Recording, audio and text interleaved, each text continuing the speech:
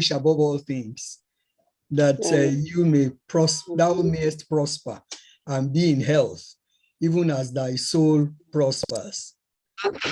And the TPT says, beloved friend, I pray that you are prospering in every way and that you continually enjoy good health, just as your soul is prospering.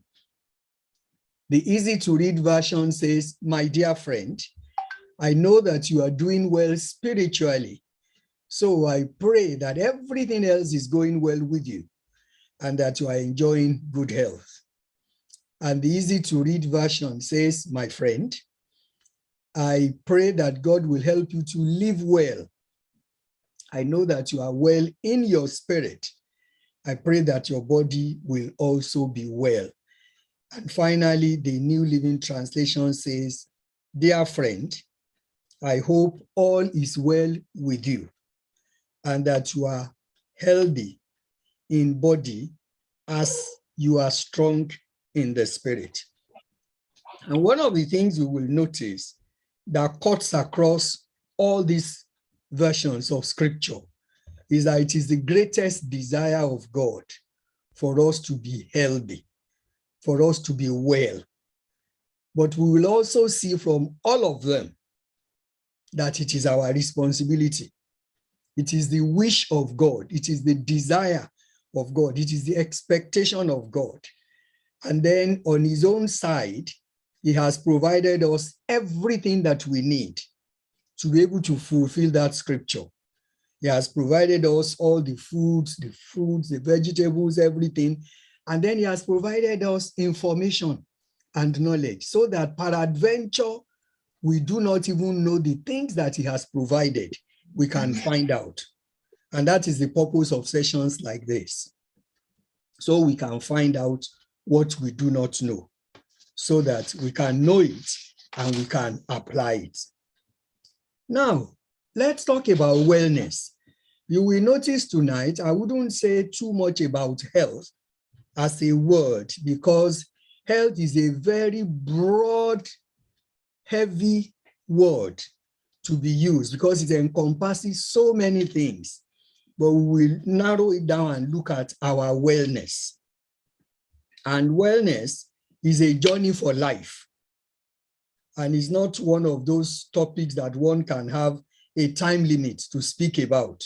But today I'll try my best to give as much tips as I can manage within the little time that we have. And I'm trusting God that eventually we will have more and more time in the future to be able to work together, because wellness definitely is a journey and a journey for life. So invariably, even if there are things that we have learned today, it is my hope that sometime again in the future, we are able to come back together and look at things that we learned from today, things that we were able to take out of today, how we have practiced them. Maybe along the journey, we need some help and some support that I'm able to provide. And then we want to come back together to kind of do a kind of a review and look at what and what did we put in place? What and what did we start to practice? What and what did we try to reduce? What and what did we try to stop? What and what did we try to substitute? Because it's about all these things that will all come together to be wellness. And it would be lovely for me to answer as many questions as possible today. But because depending on what time you have earmarked for the program, if for whatever reason at the end of the session, if there are questions that are still unanswered, or if there is anybody who wants personal support, or they want to ask more questions, or they have things they want to talk about and it's not something they want to actually start to talk about on this platform, I'll leave my details at the end of the slides so that you can always contact me. Now, let's look at that wellness. Wellness is more than being free from illness or disease or infirmity. It is actually a dynamic process of change and growth. Remember, I said it is a journey. And the growth and change is as a result of deliberate effort, which goes on to underpin what we read in 3 John 2, that we have to make effort. So this includes all our learning, coping skills to handle both the positive and the negative aspects of life, of human existence. Because for everybody, we are going to experience both positive and negative sides of life. That's not about not having enough faith. It is the reality of life. So it's about the capability we now have to be able to handle all those situations or aspects of life, whether they are positive or they are negative. But then our coping mechanisms that we are able to put in place to be able to adapt to whatever situation we find ourselves so that we can stay on top of the matter. Again, wellness is a complex combination of the achievement and the maintenance of the different dimensions of our health, mainly our physical health, mental health, environmental health, our spiritual health, our emotional health, and even our social well-being. Because you see, the feelings of well-being, they are very, very fundamental to our overall health, because that is what is actually going to enable us to be able to overcome the challenges of life successfully. And then it will allow us, even when we set goals, it will allow us to be able to achieve what we want out of life when there is a balance in those different aspects of our wellness. So wellness is therefore an active process of becoming aware of and making intentional choices towards a healthy and fulfilling life. So the choices have to be intentional. Sorry about that. The choices have to be very intentional. We can't just be healthy by interruption. We will actually make a choice to be healthy. And making that choice means we are going to take responsibility. That is why I love that scripture that we read. It is the desire of God, but He is not going to be the one to help us to do it. And so we have to take responsibility to be able to do that. And the Lord will help us in Jesus' name. So let's get to our next slide, which is about our immune system. And our immune system, the reason I'm talking about it is because it is the control tower of our existence. And it is our body's defense against infections and all sorts of illnesses. So it should be jealously guarded and it should be fortified. So the factors that will now enable our immune system to work properly, some of them are what I have listed there. It's inexhaustive, but then those are some of the things that I have laid out here, both in graphics and in the text. For instance, we need to be physically active. And when I talk about being physically active, it is not limited to going to the gym. Because sometimes when you talk about being physically active, the only thing that comes to people's mind quickly is that, oh, I need to go to the gym. And some people will be like, I can't afford the gym. The gym is too expensive. Those who are not complaining about the price, they might be complaining about the time. Maybe the time that the gym is opened, they are still at work. Or maybe some people, they even do shifts. So the time that they are free, there is no gym that is open. All sorts of things happen. But I'm saying to you today that being physically active is not limited to going to the gym. And the quick example I usually give people is if you live in a story building, for instance, your staircase is enough for your gym. You will just make a deliberate effort and you will determine how many times a day you want to go up and down the staircase, even if you have nothing doing up or nothing down. But to just decide, you know what, this is my exercise. And then you can decide maybe you want to do it for 10 times a day. Maybe you want to do it for 5 times. Maybe you want to do it for 20 times. And for those of us who live in bungalows, you could decide to take a walk. As long as you do it briskly, because walking briskly means just making sure you breathe slightly faster than normal. Because what you want to achieve is you want to get your heart pumping a little bit more than the usual speed at which your heart is pumping. That is what is now exercising the muscles of your heart. And then when it exercises the muscles of your heart, it keeps your heart strong. Invariably, it is fortified. because it has been exercised and it is stretching and closing and stretching all the time, when there is, you know, when something suddenly happens, like I always like to avoid using that word accident, but when anything that is unexpected happens, you know, it is natural for somebody to panic. And it's when somebody is panicking, it is not difficult to faint. But you see, if you have been used to exercising the muscles of your heart, it will enable you to kind of cushion the way that you are going to be able to respond to the suddenness or anything that was unexpected that happens. And in any case, talking in terms of the exercise, if we go, thank God for the internet. If you go on YouTube, you see loads of, you can download dance moves for exercise. In fact, for me, you can use your praise worship time. My praise worship time every morning is part of my exercise because I'll make sure I dance very well. And you know, God loves it when we are dancing, when we are worshiping him. So that could also be part of your exercise, and you can decide to deliberately. So one can decide to just get on YouTube, get lovely hot praise, and then you jump around the house and you are dancing and you are sweating. And that's probably your exercise for the day. The bottom line is, in a week, we're expected, if we want to be physically fit, we're expected to do about 150 minutes in a week. So that's about 30 minutes 5 times in a week, you know. But if you haven't started before, I always encourage people, you don't have to be so hard on yourself to think you can start with 150 minutes. If you start with only 10 minutes a week and then you start building on it, but that is the goal that you want to achieve in terms of, it might take you 6 months to get to that goal, but at least the important thing is that you have started that journey. So the important thing is about obtaining that information to be able to start that journey and getting on the journey. And as soon as you get on the journey, remaining on the journey and making the best out of it. Yeah.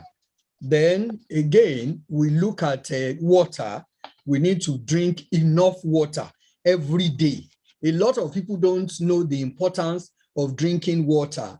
As women, we are expected to drink a minimum of 2 liters of water per day. And for men, they are expected to drink about 4 liters of water. When we don't have enough water in our system, there's a lot of problems that is associated with that. In fact, we could start to have headache. A lot of times when people have headaches and they rush for paracetamol, all they needed to have done is just go and drink water. Because you see, when our body is dehydrated, because even our brain is more than 75% water. So if we are not drinking enough water, the brain will be dehydrated. And when it is dehydrated, naturally, the next thing that will follow is a headache. And then if we are not drinking enough water, our skin will have a tendency of getting really dry very easily. So, and the quickest way to test yourself without going to any hospital or any laboratory, if you are drinking enough water or not, is all you need to do is check the color of your wee. When you go to urinate, your wee must be clear, colorless. Once your wee is a little bit creamish or it is going towards yellow, that means you are not drinking enough water. And when we don't drink enough water, we give our kidney too much work to do. It doesn't have enough water to flush. You know what the kidney does basically is to flush the toxins out of our body. And if it doesn't have enough water, you imagine if you put your clothes in the washing machine and your pipe for the water is not working, what's going to happen? Or rather than the water going full measure, full volume or whatever it is, I don't know what I would use to explain that. But then rather than the water going at the amount of quantity it's supposed to go into the washing machine, if it is just dripping, it's not going to wash your clothes clean, definitely. So if we are not having enough water in our body, we are not giving the kidney enough water it needs to be able to flush out the toxins from our system. And if it doesn't flush it out, that means the toxins will remain in our system. And when we have toxins in our system, I don't need to start to explain what and what will be happening to that particular body if it is not properly flushed. And then again, we will see the lady sleeping there. Sleep is so important for us, for our immune system to function properly. If we don't sleep well, a lot of problems will actually arise from that. We could feel, it could even affect our mental health if we don't have enough sleep. Number one, it will affect our productivity because we won't be alert, because the brain has not rested. And when we are sleeping, that is when the whole of our organs also take their rest. The digestive system will take its rest. Our brain will take its own rest. Our body will take its rest. Our skin will take its rest. All the things, that's why God has programmed everything. He has programmed the time for us to get up and walk. And he has programmed the time for us to make sure that we are sleeping. Rest is so important in our health. We can't just spend a few hours every night and just keep on going with our daily routine. We'll be causing a little stress into our bodies a little bit at a time, and we are kind of killing our bodies by installment, whether we are aware of it or not. And then when we have enough sleep, it will avoid stress and every other challenge that comes along with it, because there is a lot of health challenges that are associated with inadequate rest. So one can even can you imagine that if we don't sleep enough, we may actually be putting on weight? Ordinarily, before I became a wellness coach, I would have thought ordinarily that it is the other way around, that if you sleep too much, you'll be putting on weight. But if you don't actually sleep enough, you'll be putting on weight. You will find it difficult to lose weight if one is not sleeping enough. And then I don't need to. Hello? Okay, I thought somebody was talking. I don't need to overemphasize our high level of hygiene. It is very, very important. Although sadly, it took the pandemic to awaken in some people the need to wash their hands frequently and generally improve their level of hygiene. But then it should be a way of life, because it shields us from a lot of infections and contaminations when we wash our hands very frequently. And the big elephant in the room is the eating habits, our diet and our eating habits and attitude. It is so important. We'll go to that in full details in the next slides, but it is so important because anything we put into our body through our mouth will either fight diseases, or it will create it, or it will nourish us into good health. So it is so crucial. Every time we pick something on our plate and we want to put it in our mouth, it is very, very important to subconsciously be asking ourselves those questions. This thing I am about to put in my mouth, what is it going to do? Is it going to make me healthy? Is it going to make me unhealthy or unwell? Is it going to build me up, or is it going to kill something in my system?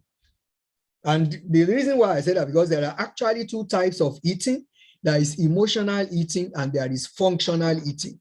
So if we can categorize into those two areas, every minute that we take anything and it is going towards our mouth, that question is so crucial to ask those two categories. This thing I am lifting and about to put in my mouth, does it classify as emotional eating or functional eating? So if we cannot find any function it wants to do in our body, then we had better not even put it in the mouth. So we need to ask God for grace to be able to drop, whether it's a spoon or a fork or our hand or our cup or whatever it is. God will help us in Jesus' name. Now, this is the Eat Well plate. This is what our typical plate is expected to look like. This is a kind of a guide to, may not necessarily be like it's laid out here, but the essence of doing it like this is to give us a kind of indication of how do we classify the things that we are putting in our mouth. How do we measure the proportions? so that we look at it, how it is, look at the amount, look at the huge portion or proportion that the fruits and vegetables carry. Look at the place that we have our whole meal stuff, like the bread and all the things that are called carbohydrates. Because you see, when people are doing all sorts of diets, some might tell them don't eat carbohydrates. It is all nonsense. Any kind of a diet or health lifestyle that does not teach you to maintain a balanced way of eating is nonsense. Because when people say don't eat carbohydrate so that you won't put on weight, they are not talking the right thing, because we need the carbohydrate for energy. We need it for roughage. We need it for our digestive health. It is about taking a balance and picking the right carbohydrates. Because having said that, there are so many unhealthy carbohydrates. So it's about us making a choice for the better options and the healthier options. And then we see the area of the protein, the fish, the chicken, and the eggs, and things like that. All those ones is about picking the appropriate category and the type. For instance, if you look at the meat, there is not much. Red meat is not really too healthy for us, so we should limit the amount of red meat that we are eating, particularly all the red meat that has a lot of fat with them, because those fat, the body needs fat, because we need some of the fat for our body to function, because the fat actually creates some kind of cushion for some of our cells. So we still need some level of fat in our body. But what we actually don't need is the one called saturated fat, which is in many of these kinds of meat. Even the chicken, there is a lot of saturated fat on the skin and under the skin. So depending on the kind of chicken we buy, if we buy, I don't know what they call it in Poland, but in the UK here, there is one they call Puvera chicken, which is actually a little bit slim in terms of fat. It doesn't have much fat under the skin. But the typical British chicken is very, very fattening. Fattening, full of saturated fat under the skin and on the skin. So maybe in the future, not today, maybe when we are, I don't know what plan Mrs. Odunayo has, but maybe in the future when we break down the things, because definitely today we don't have enough time to go into full details. But when we start to look at the practical sides of how do we actually eat all this, have all these healthy options, that's when we look at things like removing the skin of the chicken, which I always find challenging when I'm in my training classes, particularly when the people I'm speaking to, if they're either Nigerians or Black African people, when I say they should remove the skin of the chicken, they're like, Sister T, that's the sweetest part you are telling us to take away. But you see, it is sweet, but then it is very unhealthy. And then they always think that once the skin is removed, it will not be delicious, but it is a lie. By the time we remove it and put all the herbs and spices and we marinate it and shove it in the oven, you'll be shocked at how delicious you will find it. But it is a mindset that, you know what, the skin is delicious. That's where, because all the curry and thyme and everything you put, they stay on the skin. And then you are eating it and you are licking your fingers and your tongue. And then you think that is the most delicious part of the chicken. But then we can always adapt and learn to do it in a healthier way, and we will be fine. And then, of course, if we look at how narrow the place of the butter, the chocolate, and the oil, and the sweets are, it's not that we shouldn't, every once in a while, I mean, one can have an ice cream, one can have a chocolate and stuff like that, but there are always healthy options. For instance, I understand dark chocolate is very good. I'm still trying to find time to research into that, but I understand that it is, at least it is better or healthier than all other kinds of a chocolate. And even the oil, the question that most people always ask when we talk about oil, it's like they're asking, Sister T, which one is good? Is it olive oil or is it a rapeseed? There is no oil on its own that is good and there is none on its own that is bad. It is about the quantity that we are using. And then maybe, I don't know if today we will be able to go through reading the labels, which sometimes takes a lot of sessions for people to even get to grasp with all this, because when I want to do reading the label, it is a whole session on itself, because I'll always ask all the participants to bring packs of things that they eat in their houses so that we make it really user-friendly. Everybody can personalize it and look at what they usually buy in their house, maybe the empty jar of their butter, an empty pack of their cereal, empty pack of their rice or whatever, and then they can be looking at it while we are in the training session to see what are the calories of what I am eating, what are my options, how can I make better choices. And then, of course, you see the category of where the milk is. Even talking about the milk, we have those that are much more healthier than the others. For instance, you have I don't know how they do yours in Poland, but here, the one with the blue bottle is the whole fat, and the one with the green cover is the semi-skimmed. But everywhere in the world, there will be semi-skimmed and there will be full fat milk. So the semi-skim is always a healthier option because it has less saturated fat. But then this is the usual typical English Eat Well plate. And I'll show us something that we have. One of my colleagues have actually adapted to make it more African friendly. And this is that one. So this is an African and Caribbean Eat Well guide where we have, and you know, God has blessed us marvelously in Africa with all the options of foods that many of them are not typically available here, but they are always imported.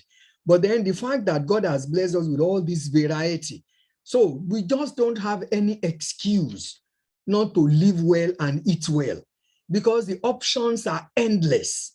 But it's about us understanding and learning and knowing how do we pick what and what do we pick and how do we eat them? How do we prepare them? How do we make them healthy or healthier than we used to?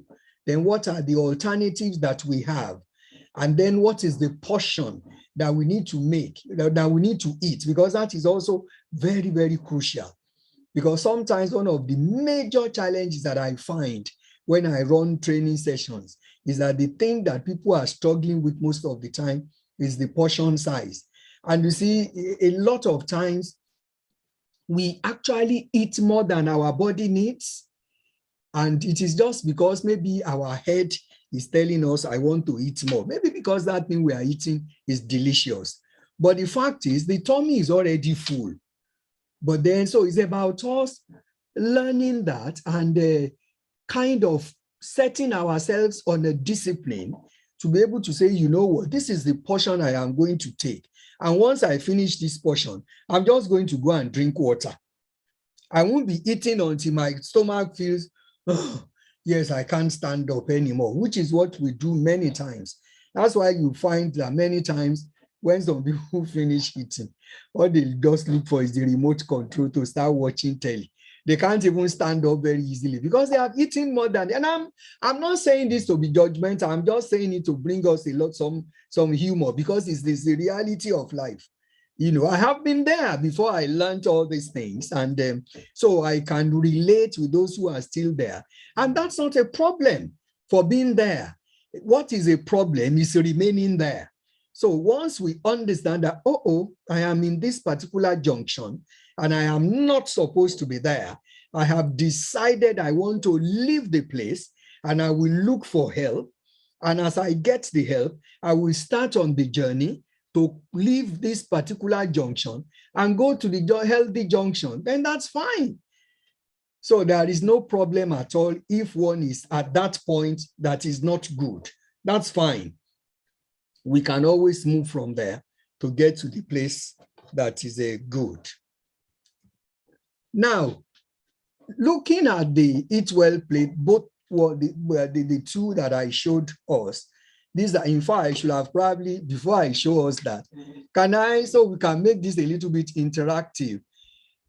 Please, can I know by show of hands, who can tell me on average what proportion, what percentage these classifications what percentage would they carry? If we assume that the whole plate is 100%, because like I said, I don't want it to be a teaching session. I want it to be a sharing session.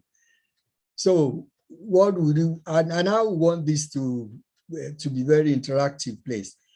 So the categories, we find them, the places where we have the vegetables, where we have the carbohydrates, the potatoes, the bread, rice, and all that, the dairy and alternatives, and then the beans, the protein and all that. Please, can people, you don't have to be right. No, I just want you to guess, what do you think these percentages should be?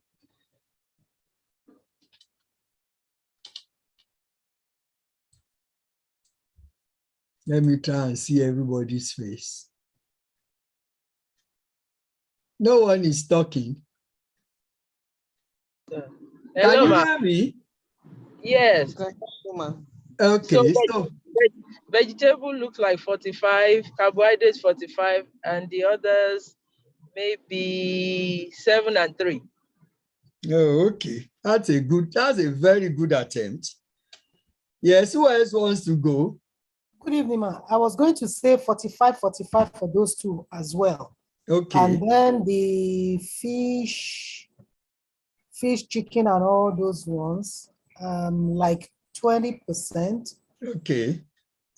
Sorry, yeah, if we have 45 in two places. That's already 90. That's 90 already. Yeah. So the remaining 10 will be like 6% for the fish and co. Then the milk and co, 3%. Okay. And that other one, 2 or 1%. That's all right. Thank you.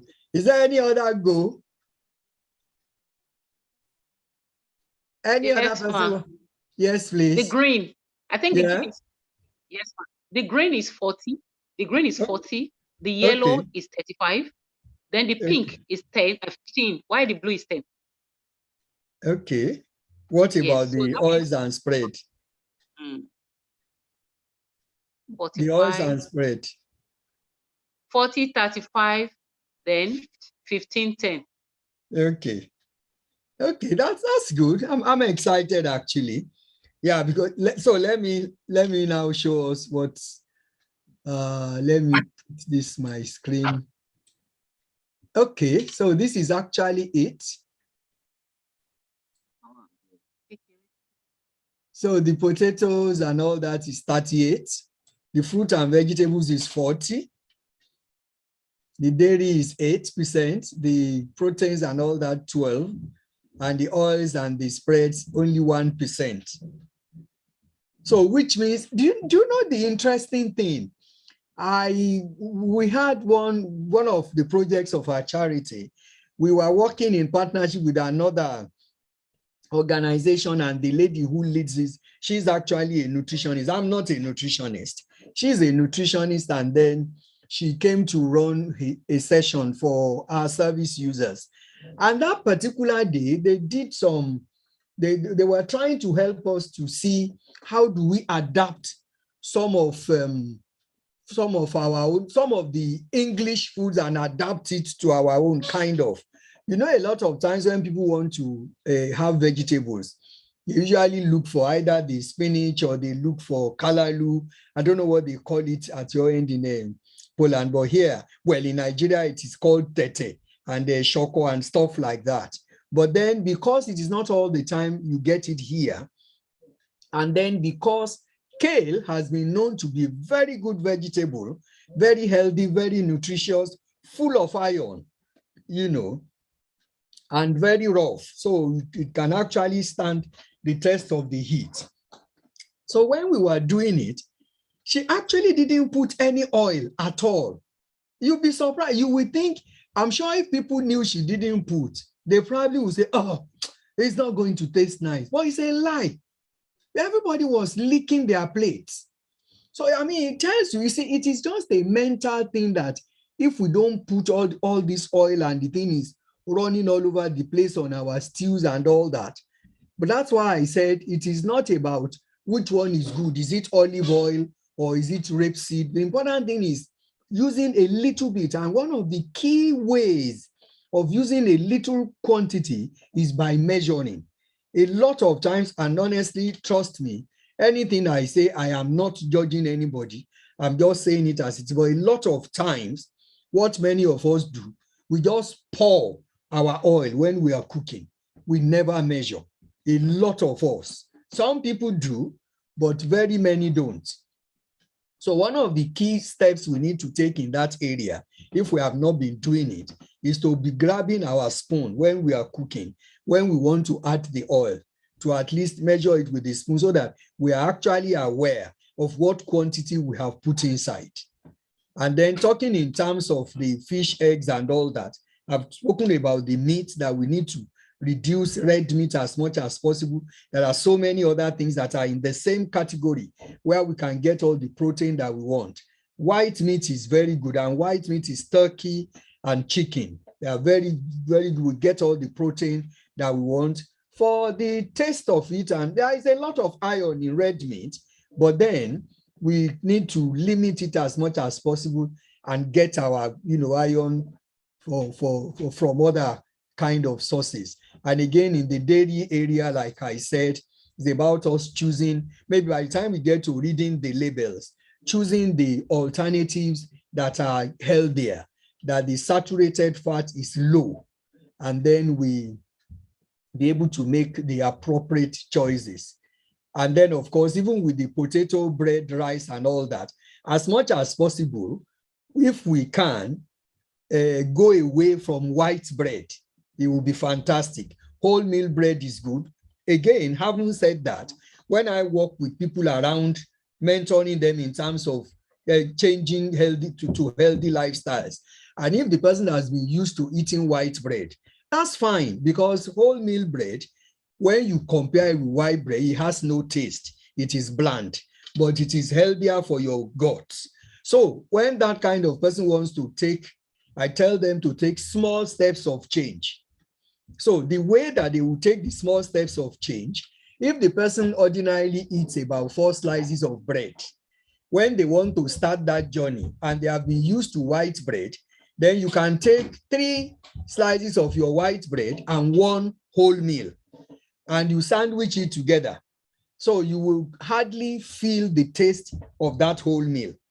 Then maybe if you have done that for a week or 2, and week 3, of course, you are trying to grow in your journey. And then you now change it to 2 of wholemeal, 2 of white. In the UK here, there is a particular brand of bread, they call it 50-50. They have actually mixed the 2 when they are mixing the dough. So it's already in between, half wholemeal, half white. So people who want to make a lifestyle change, they start with that, and gradually they grow to eating wholemeal bread. And you'll be surprised. God has been magnanimous in the way he has created us, how our bodies can change and adapt. By the time you start to do this for some time, trust me, after some time, if you put white bread in your mouth, you will spit it out. You won't be able to, you just won't have any taste anymore, because your palate is now used to healthier alternative. And then even things like rice and pasta, if you can choose wholemeal for them, the rice now, if you can choose the brown rice. If we can't eat, brown rice is very tasteless, very bland. But if we have to eat white rice, that's okay. But it's now about reducing the portion and packaging it with a lot of vegetables, maybe a lot of salad. Not that we have put the white rice in the plate and then the whole rest of the plate is full of the orishirishi of the meat, of the shaki, of the mama, and all the things that don't even give any kind of nutrient to our body. So it's about taking all these little steps of change and trying to adjust and making sure that we are improving on our journey to healthier options.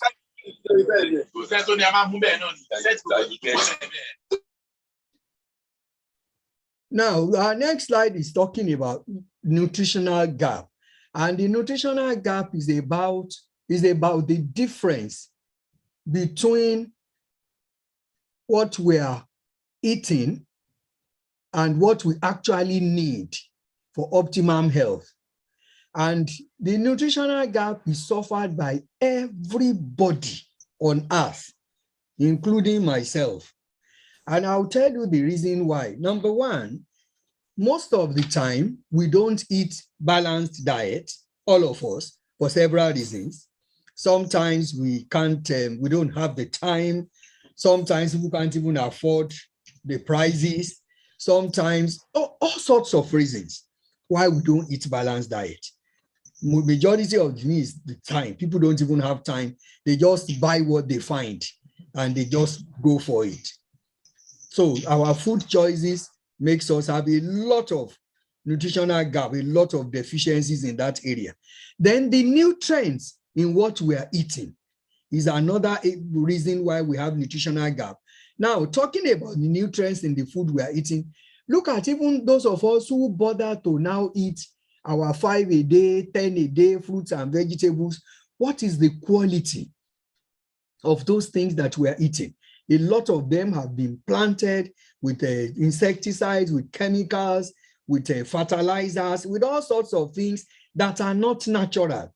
Invariably, we are not actually getting the amount of nutrients that our body really needs from them, because a lot of times they are already modified. And then this now impacts on the health of our digestive system. You see, because if we don't eat the appropriate roughages, we don't eat the appropriate kind of food, we don't get enough nutrients, it is going to impact on our digestive health. And the digestive health, it is inside our gut that we have our immune system. And that's why it is a very crucial thing that our digestive health must be on point. Because when it is on point, every other thing will fall in line. Then another reason why we have nutritional gap is our lifestyle factors. For our lifestyle factors, for instance, like I said at the beginning when we were talking about the immune system, many of us are not active enough. Some of us don't do any exercise at all. A lot of people, they drive to work, drive to this, drive to that. They don't even walk at all. They don't take a walk at all. And a lot of people think, I don't have the time, guys. It is quicker to just take my car and quickly go there and come back. Meanwhile, if one wants to deliberately be taking this walk, one doesn't, like I said, because we don't really need to go and register at a gym. Even when we go to work by bus, what we can do when we are coming back home or when we are going in the morning, depending on our schedule. That was where at the beginning I was talking about a deliberate effort. So it's about, because what is going to work for Tai will be different from what will work for Kendi. So it's about an individual sitting down and looking at their lifestyle, looking at the schedule that they have on a daily basis, and look at how do I incorporate what in my daily life. So for instance, if it is only convenient for the person's lifestyle to be able to create that time in the evening when they are coming back from work, what you can do as a start off is that when you are coming back home, stop 2 bus stops away from your house and walk the rest of the way. Later on, you will graduate to stopping 3 bus stops from your house, 4 bus stops from your house. Before you know what is happening, you're already walking 30 minutes every day. It becomes part of your body. Did you know that even taking a walk helps you to go to toilet very easily? If you take a walk, trust me, when you come back home, the first thing you want to do is to go into the toilet, because there is something about walking. Again, that's another topic that we can look at another time that we are talking. We look at the things like benefits of taking a walk. We look at benefits of taking the nitty-gritty of what we get when we drink water. Different aspects of all these things. So our activity level is that. Then finally, one of the reasons why we have nutritional gap is our genetics.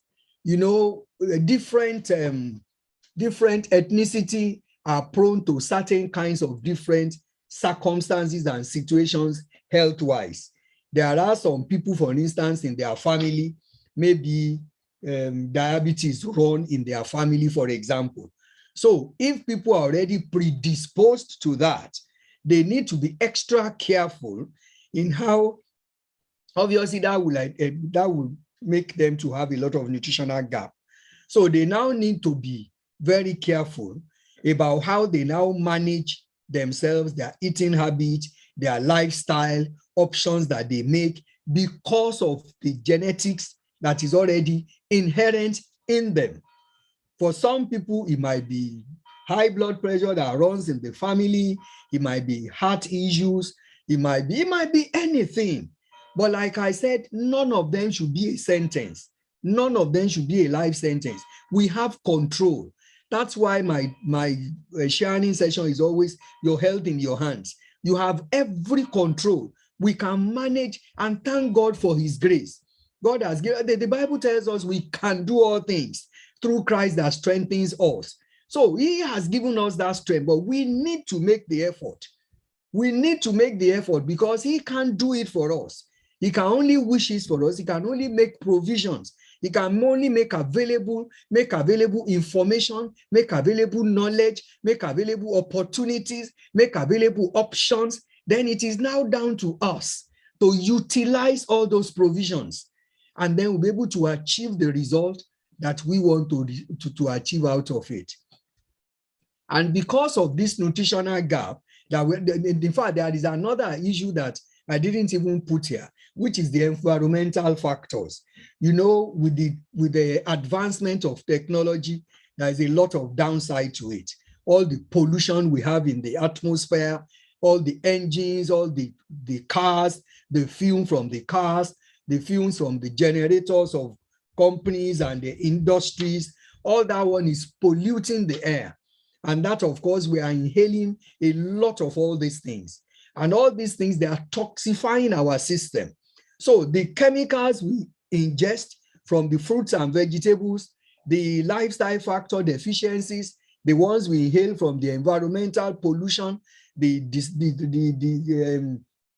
insufficiency of nutrients that we get from our food, and then even the food choices, all of these things, come together to create this nutritional gap. And then we need to fill that nutritional gap. And that is where we talk about supplements to the rescue. You see, because all those things that I enumerated in the previous slide, there is nothing we can do about them. They are totally out of our control because you can't do anything about the pollution in the air. You can't do anything about all the chemicals that is being used to plant and harvest all our fruits and vegetables. There is nothing we can do about it. The genetical problems that people have in their families, there is nothing anybody can do about it, but they can protect themselves.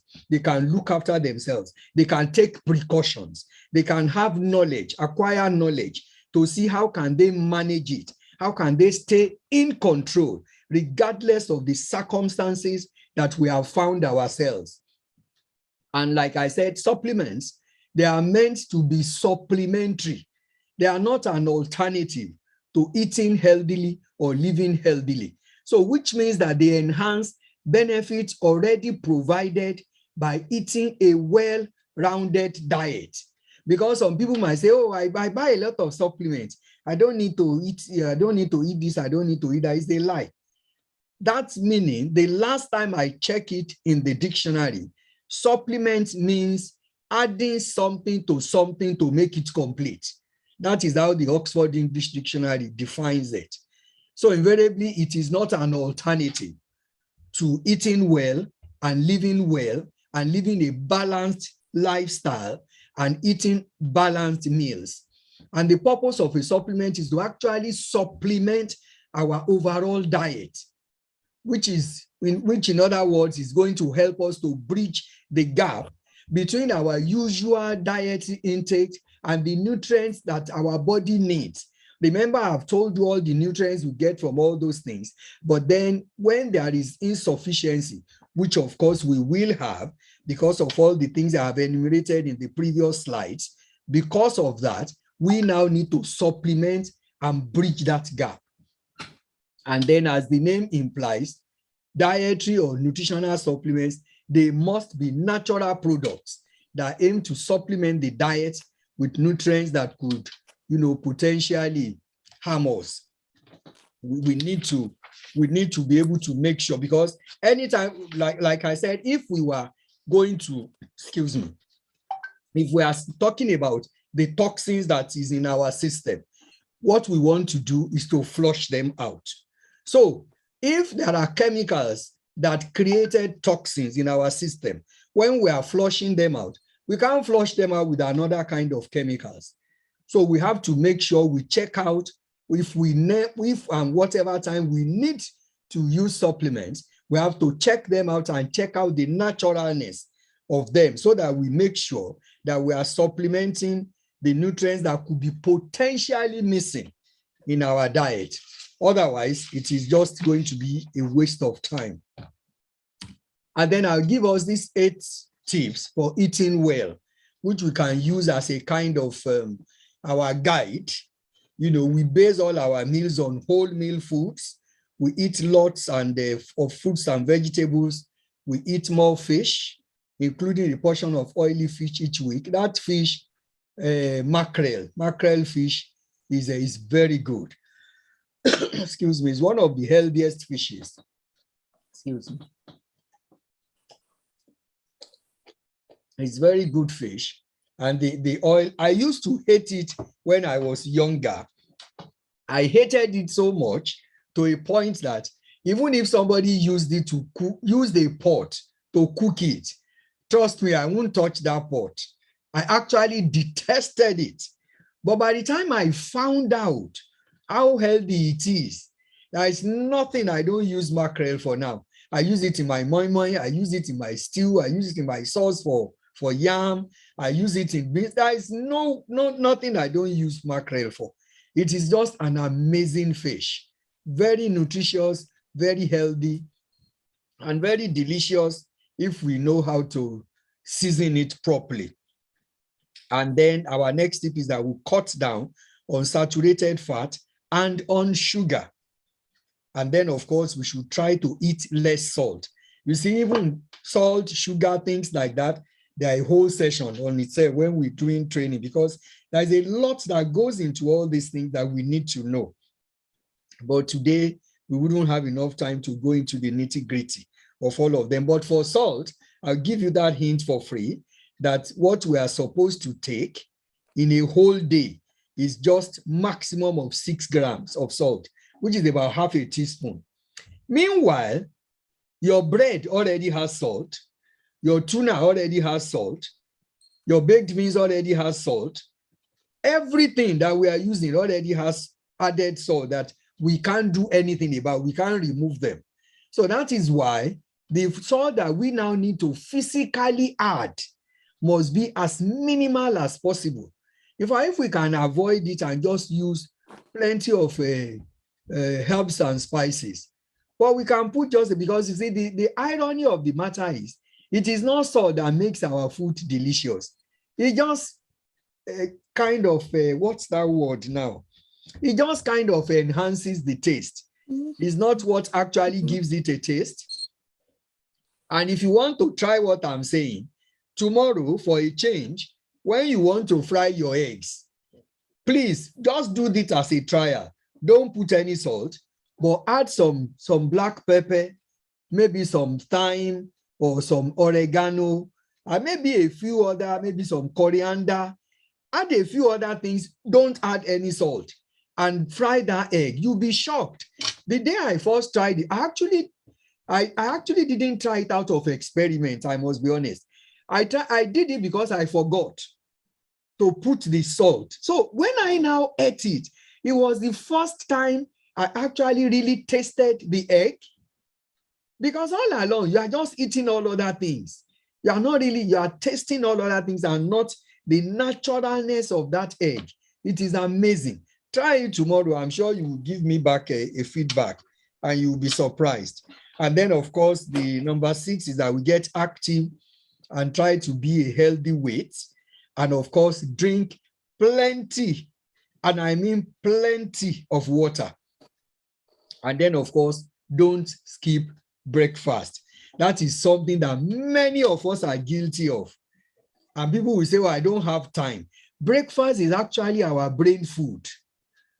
So if we don't eat breakfast, it's like putting our car on the road without petrol in it. If we don't eat breakfast, we are starving our brain of the food it needs to be able to function properly. So breakfast is very, very important. It doesn't have to be a heavy meal. It could just be cereal and some milk and maybe a boiled egg or maybe a toast and things. As long as it is something, you know, something healthy, you will need to eat breakfast. Yeah. Now, Moji, how much time do I still have? Okay, maybe you can try to tidy up, ma. Okay. Maybe All for right. maybe So that some we can people have might like questions. to ask Okay, I'll questions. just quickly go through the eat well plate and then, sorry, reading the labels, because this is very crucial. If we look at this, when we go out shopping, you know, it is so important to look at the labels. If we look at the small print, it's good to understand how to read it. And the reason why I really hone on this for people is that all of us work very hard to make money. And if we are not careful, the hard-earned money, we could be using it to buy what might be killing us by installment. And that is not going to be funny at all. So if we look at this, if you check anything you are buying, it will say per 100 gram. You look for that column. If you are buying bread, it will say per slice or per piece. Don't go to all those. Just look for where it says per 100 grams. And usually this, I can actually send this to Mrs. Odunayo by WhatsApp so she can share it to all of you so you can use it as a guide when you are shopping. So when you look at it, it's very simple and easy to understand. Everybody knows about the green, the amber, and the red. Of course, the red is the danger. And the amber is, get careful, you are getting on the borderline. The place to be is the green place. So whatever we are buying, so we look at them, and maybe if we have another opportunity, we will do practical example of this. But then if we look at the column of sugar, where you will find saturate, you will say fat, then you will see where it says of which saturate. Then you look at that saturate for the saturate column. The overall fat, you look at it for the fat. The overall sugar, you look at it for the sugar. And the salt, you look at it for the salt. And that will give us a guide. Like I said, when we have another opportunity, I can go into that.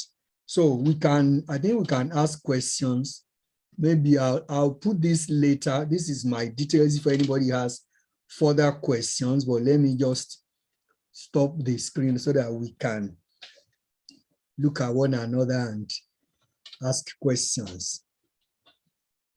So I'm open to your questions if you have any. Wow, thank you, ma. You're This is welcome. very impactful. I learned a new word that we should eat for function and not for emotion. Wow. Thank you very much, ma. You're welcome. We can type our question or we ask straight away if there are questions. Okay.